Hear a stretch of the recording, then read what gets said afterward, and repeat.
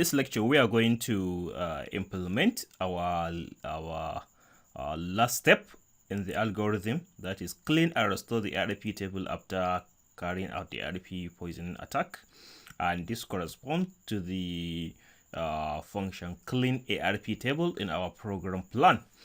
And hopefully we are going to wrap up this particular tool in this lecture. So let's begin scripting. So in the last lecture, all our commands, all our IP addresses, the target, both the gateway and the target, we had coded them into the program.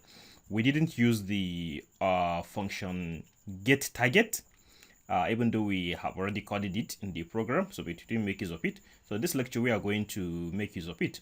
Also, we omitted rest system exit after the second selection in the if selection structure, if not option the gateway IP. Then we also need to add rest system exit, so that if the user didn't enter after outputting the arrow, the program should exit to enable the user to rerun the program again. So rest system exit. So I'll save it. So now let's go and call the function so that we can make use of it in our program. So to do that, I'm going to create a variable just as we did in our other programs. Option equals to, then I'm going to invoke the get target function. So get target function, and when we define the function, it didn't require any parameter, so we don't need to pass any argument to it. It will just go to the command line and then pass the options that we pass, and then supply to our program. So get option, get target. Now whatsoever it gets from the terminal, then it's going to assign it to variable option. Okay, so now we can access the options, the argument from the variable option. So here we can see option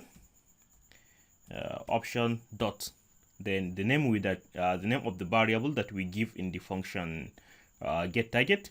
For the victim, we assign it as victim IP, and here we assign it as gateway IP. Okay, so that is what we are going to use to reference the gateway and the victim IP that the user is going to input while running the program. So option dot gateway IP and option dot victim IP. So likewise, in the second in our second call of spoof victim function, we're also going to write option dot this time around victim IP, and then option dot gateway IP. So gateway IP. We save it.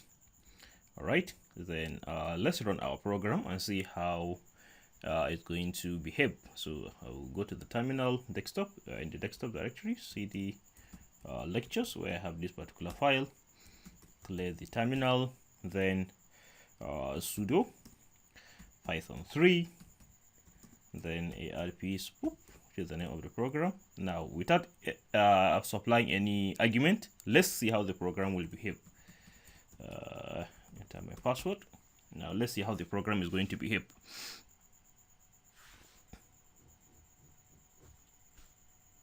Alright, as you can see, it gives us, hey buddy, you need to specify a victim IP address to get the tool kicking, and which is the error message that we coded into the program. And then it gives us that the options, the various options, -H for health, -B for victim IP, and then gateway IP. So now let's rerun the program and see. We know the IP, the gateway, the gateway IP, sudo route n to get the gateway IP 10.0.2.1, and then we can go to the Windows 10 machine and see the IP address again. If config. So we can see the IP address 10.0.2.15, and they are having the same gateway. That means they are on the same network. So 10.0.2.15. So let me go back now, and then we input these values and run the program again. So clear, then sudo python 3, and then the gateway is 10 10.0.2.1, and then the victim IP is 10.0.2.15. Then we hit enter. Okay, so unknown option G. Okay, all right. Oh, I forgot to invoke the script. So sudo python 3 ARP spoof ARP spoof.py, then the gateway IP 10.0.2.1, then the victim 10.0.2.15, and then hit enter. All right, so as you can see, our program has responded and is sending the pick ARP response packet. Send 8 pick ARP response packet. Okay, so as I said in the previous lecture, we don't want to have it printing the this message in several lines. So I'm going to quit the program. Let's have it sending it on one line. Let's say send two packet, send 4 packet, send 6 packet, but on the same line, so that it will not fill up our terminal. Okay, so to do so, we are going to make use of our escape sequence. We have already been using escape sequence /n to create a new line, and then another escape sequence is /r, which will stand for carriage return. And basically what this does is that it's going to bring back our cursor to the beginning of the line. So when we put -r after printing whatsoever this okay, all right, so /n. Okay, where am I having this? All right, let me undo. Insert character insertion. Okay, so I put it outside the quotation. So /n /r. So this stands for carriage return. So it is going to bring our cursor back to the beginning of the line after printing out this whatsoever this string. After printing out this string, it's going to bring back our cursor to the beginning of the line. So let's run it and see how this will work. Okay, I know that we need to add something, but let's see the program. Let's run it and see. We need to add some little addition to the print function. Let's run the code.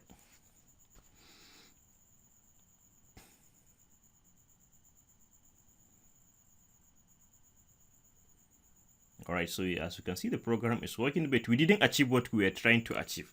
Now, the reason is that by default, the print statement, after printing out whatsoever we have assigned, the argument that we assign to it within the parentheses, it is going to, by default, it is going to print a new line character.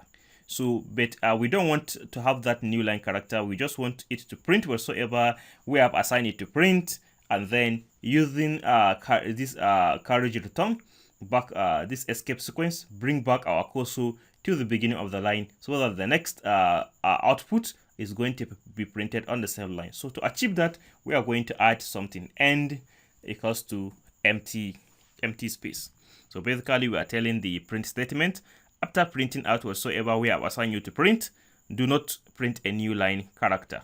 So just print out whatsoever we have assigned you to print, and then you are done. Don't print any new line character. So I'll save it, and then let's go back and run the code again, and then see what whether we have been able to achieve what we are trying to achieve. Send to fake ARP response packet. Correct. So excellent. We have been able to achieve that. Send 6 fake ARP response packet. Sent 8. Okay. So this is what we are trying to achieve. Instead of having it filled our terminal, so let us have just the output in one single line. No matter how many packet is going to be sent, let us have them printed out on the same line. All right, so I'm going to quit the program again, and then now after sending, okay, if you go back to the Windows 10 machine and then run the ARP-A command, we can see that the ARP table has been poisoned. 10. Okay, so we don't have the MAC address. We don't have the gateway on the ARP table, because okay, so let's attempt doing something that will make use of the gateway, like sending a ping command over the internet, and then so that it will make use of the gateway, and then it will update the gateway IP in the ARP table. So ping-c google.com. So let's see. Access denied, option the C request administrative privilege. Okay, so ping google.com. Ping google.com. So let's ping google.com.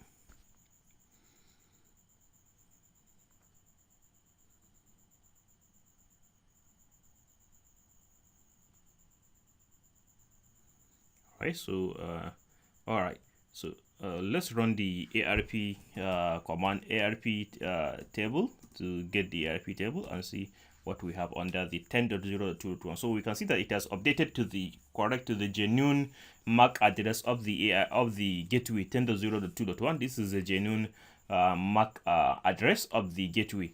So because okay, so let's run our ARP attack again, and then examine the output from the Windows 10 machine and see the ARP table of the Windows 10 machine. All right, so let's go back and see the ARP table of the Windows 10 machine. Okay, so let me run ARP-A. Now, as we can see, the 10.0.2.1 under the ARP table of Windows 10 machine, it has been updated to the MAC address of our Kali Linux machine 0800027. F842A7. So we can see that the ARP poisoning attack has been successful. Now, when we stop the attack, let me go back to the terminal again. Stop the attack by entering Ctrl+C. So let's go back again to the Windows 10 machine. Windows 10 machine. So and then run the ARP-A command again. So we can see that it is still the 10.0.2.1 is still having the MAC address of the attacking machine called Linux. So we don't want this to happen. So we want that as soon as we finish carrying out the ARP poisoning attack, we want the ARP table of the victim machine to have the genuine MAC address of the gateway. So to do so, we have to clean the ARP table and restore it back to the proper MAC address of the gateway. So to do so, we are going to implement the restore function. That is what we are going to do next. So we create a restore function that will restore the ARP table to the genuine MAC address of the gateway, and then also inform the gateway the genuine MAC address of the victim machine. So to do so, we are going to define a new function clean ARP poisoning. Okay, so I'll just come up here, bring this down a little, then define a new function clean ARP poison. So I'll call it clean ARP poison. Okay, so then now also this function will also send ARP response packet, but this time around is going to send genuine ARP packet response packet, genuine ARP response packet, instead of sending fake ARP response packet to spoof either the victim or the gateway. So I'm going to copy this code from the spoof victim function. Since we are having the same thing, it's only some little modification that we are going to do. So instead of sending PEC parameters in this particular function, we are going to send genuine parameters in this function. So here we have destination. We invoke destination MAC to get the MAC address of the destination, which is the any of the either the victim, either the victim gateway or the either the victim machine or the gateway machine that we are sending the fake ARP response to. So here also, and then under the fake ARP response, so I'll change this one to genuine ARP response. I'll change the variable to genuine ARP response. Okay, so we have scapy.arp op equals to 2 since we are sending ARP response, and then the source IP is still having the source IP address, but since we are sending the packet from our machine, now the MAC address of the packet will bear the MAC address of our attacking machine. But we don't want that to happen, since we want to correct the ARP table. We want to clear the ARP poisoning. We want to make sure that the source IP is also having the source MAC address. So to do so, I'm going to add a new parameter, HWDST, which stand for the destination MAC. Source MAC this time around, source MAC. So here, this is the source IP. So let it also bear the source. Let the source IP, let the MAC address of the source of the packet bear the correct MAC address of the source. So here we have the source IP, and then now under the source MAC, let it bear the correct MAC address instead of it bearing the MAC address of our Kali Linux attacking machine. So we have to go and get the MAC address of the source IP, and to do so, we are going to invoke the function getMAC again. So here I'm coming over here to say source MAC equals to, and then get MAC. So I'm going invoking function MAC, and then I'm going to input source IP. So source IP.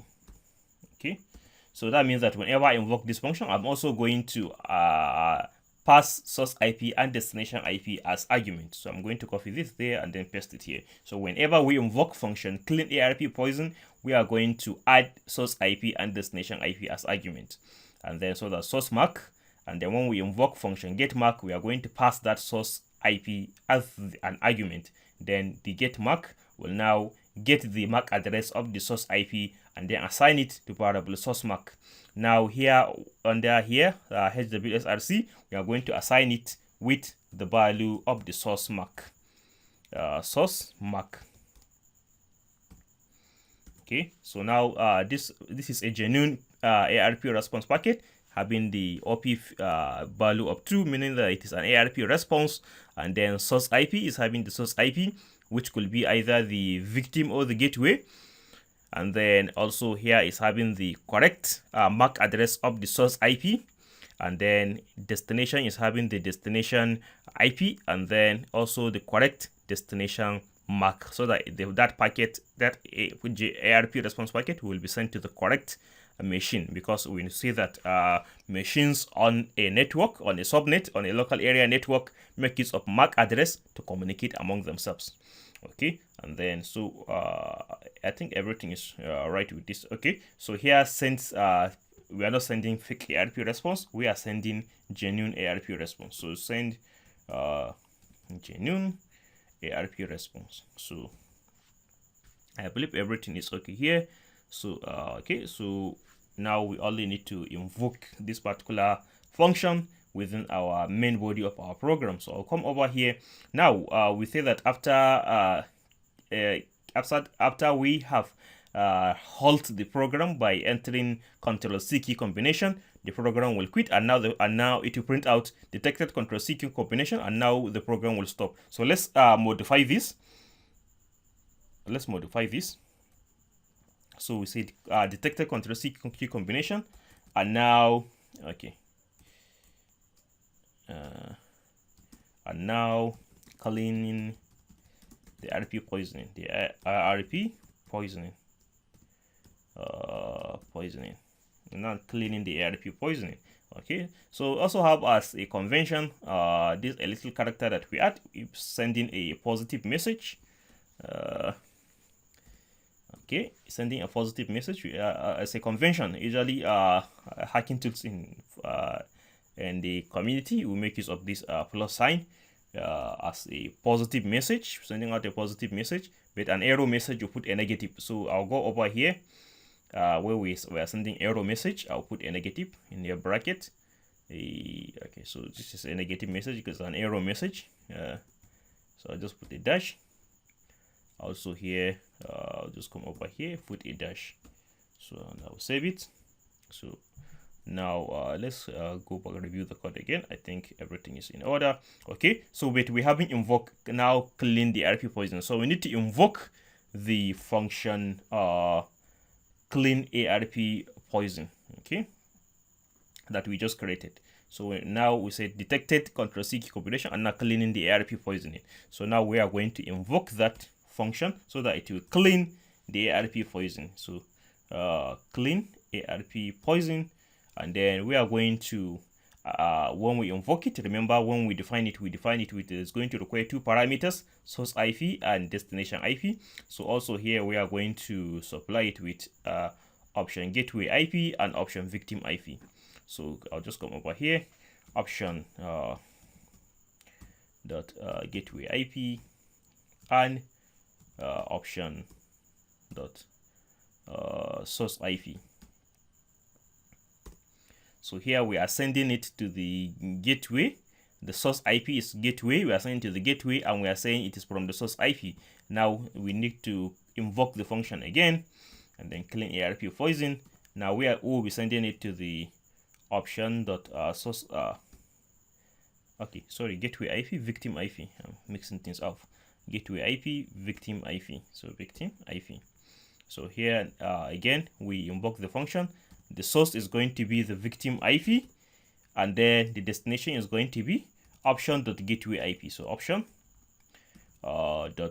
gateway IP. So gateway IP. Okay. So the first time we invoke the function, send it to the gateway, and we see that the packet is from option victim IP, and then we invoke the function clean ARP poison again, send the correct genuine ARP response packet to the victim IP, and see that that particular packet is from the gateway IP, and this way the ARP table is going to be clean and restored to the original value of the respective MAC address of the victim of the victim host machine and of the gateway device. Okay, so I'll now save it and then run the program again, and then if there's anything that we need to modify, we'll come back and modify it. So I will clear the terminal. Okay, so I also omitted something over here while sending the genuine ARP response packet. We need to add a little variable, a little parameter, count equals to, and then count will be is a parameter that defines how many of this packet we are going to send. So we want to send this packet say 5 times or 4 times, any reasonable number. So this particular packet is going to be sent 5 times. This will ensure that make sure that ARP table is properly cleaned and restored to the original MAC address of the gateway and of the victim IP in the respective ARP table of the gateway and the victim machine. So we are going to send this packet whenever we invoke this particular clean ARP poison. The genuine ARP response packet is going to be sent 5 times to the gateway and to the victim host machine. Okay, so now let's come back and run the code again and see what our output is going to be like.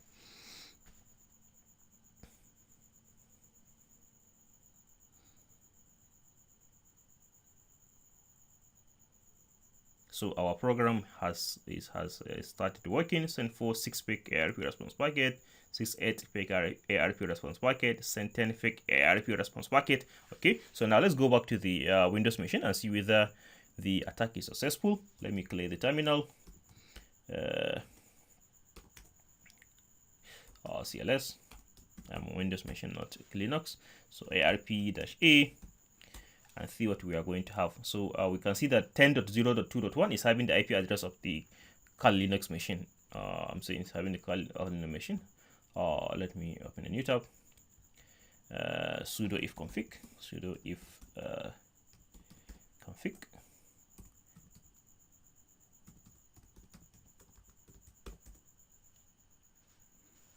Okay, so I mistype it. Okay, so that what I'm saying is that it is having the IP address of the Kali Linux machine 080027F842A7 because we are sending the packet from the Kali Linux machine. We are the attacker. We are the attacking machine. So you can see that 10.0.2.1 is having the IP address is having the MAC address. The gateway has been spoofed to have the MAC address of our attacking machine 080027F842A7. So our spoofing attack, our ARP poisoning spoofing attack has been successful.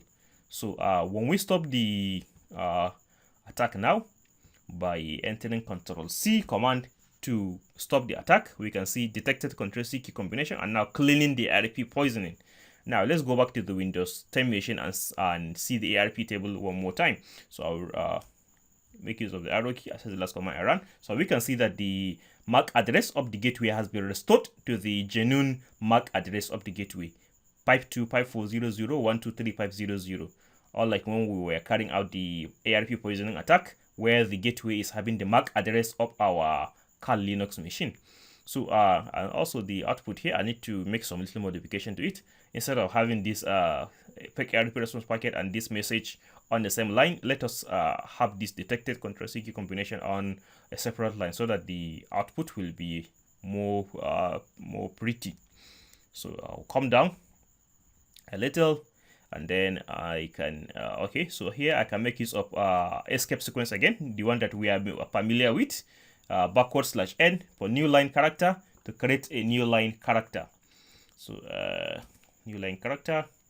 So before printing this detected Ctrl+C, print out a new line character, say twice or thrice. I think 2 times is okay. So new line character, so that it will are going to have a nice output. So I will save it, and then I will go back and run the program again and see what we are going to have. Okay, so let me run it again. Okay, send 2 fake ARP response packet, send 4 fake ARP response packet, and when we stop the program, Ctrl+C, so we can see detected Ctrl+C key combination and now cleaning the ARP poisoning. So I think our output is more user friendly, unlike what we have before. So I think all right, the program is okay now. Though you can still improve. If there's anything that needs to be improved, you can work on it and see how you can improve the program further. So